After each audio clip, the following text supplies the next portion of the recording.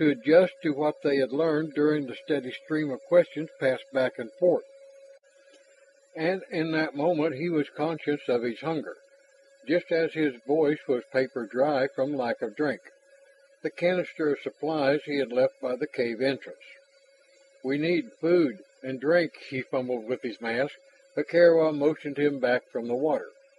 "Ta brings, wait." The dolphin trailed the net of containers to them. Ross unscrewed one, pulled out a bowl of fresh water. A second box yielded the dry wafers of emergency rations. Then, after a moment's hesitation, Ross crossed to the prisoner, cut his wrist bonds, and pressed both a bulb and a wafer into his hold. The Avakian watched the Terrans eat before he bit into the wafer, chewing it with vigor, turning the bulb around in his fingers with alert interest before he sucked at its contents.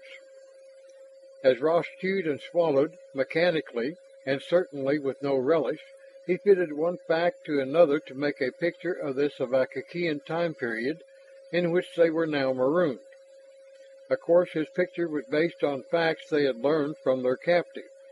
Perhaps he had purposely misled them or fogged some essentials, but could he have done that in a mental context? Ross would simply have to accept everything with a certain amount of cautious skepticism. Anyway, there were the records of the castle, petty lordlings setting up their holes along the coast, preying upon the shipping which was the lifeblood of this island water world. The Terrans had seen them in action last night and today, and if the captive's information was correct, it was not only the storm's fury which brought the waves' harvest. The records had some method of attracting ships to crack up on their reefs. Some method of attraction? And that force which had pulled the Terrans through the time gate. Could there be a connection?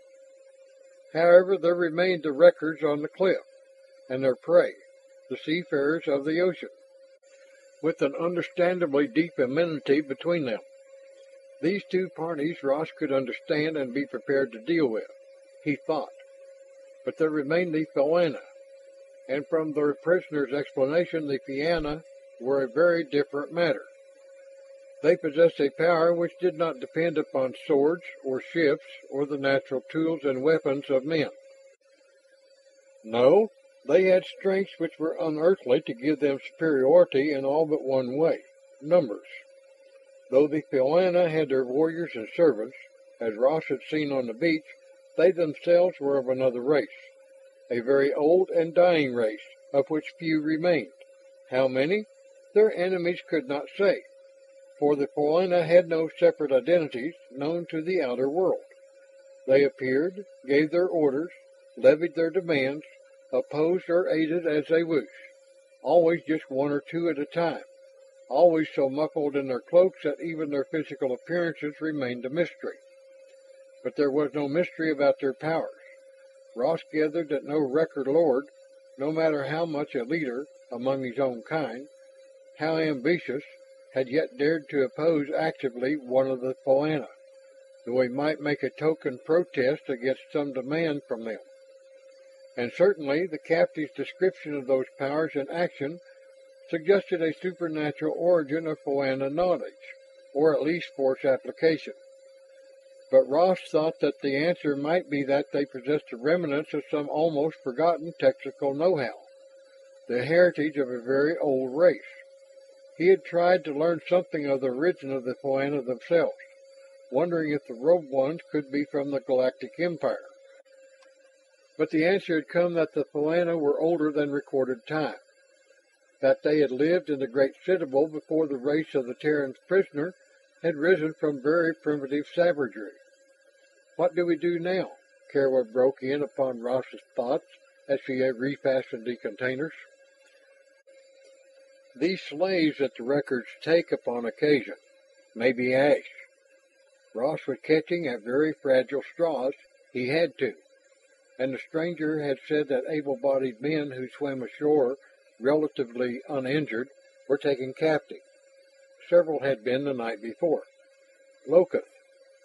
Ross and Carwa looked around. The prisoner put down the water bulb, and one of his hands made a gesture they could not mistake. He pointed to himself and repeated that word, "Loketh." The Terran touched his own chest. "Ross Murdoch." Perhaps the other was as impatient as he with their roundabout method of communication, and had decided to try and speed it up. The analyzer. Ash had included the analyzer with the equipment by the gate. If Ross could find that, why then the major problem would be behind them. Swiftly he explained to Karawa, and with a vigorous nod of assent, she called to Tom, ordering the rest of the salvage material from the gate be brought to them. "Loketh," Ross pointed to the youth. "Ross," that was himself. "Karawa," he indicated the girl. "Ross." The alien made a clicking hiss of the first name. "Karawa." He did better with the second.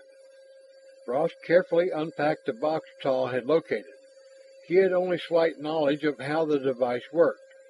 It was intended to record a strange language, break it down into symbols already familiar to the time agents. But could it also be used as a translator with a totally alien tongue?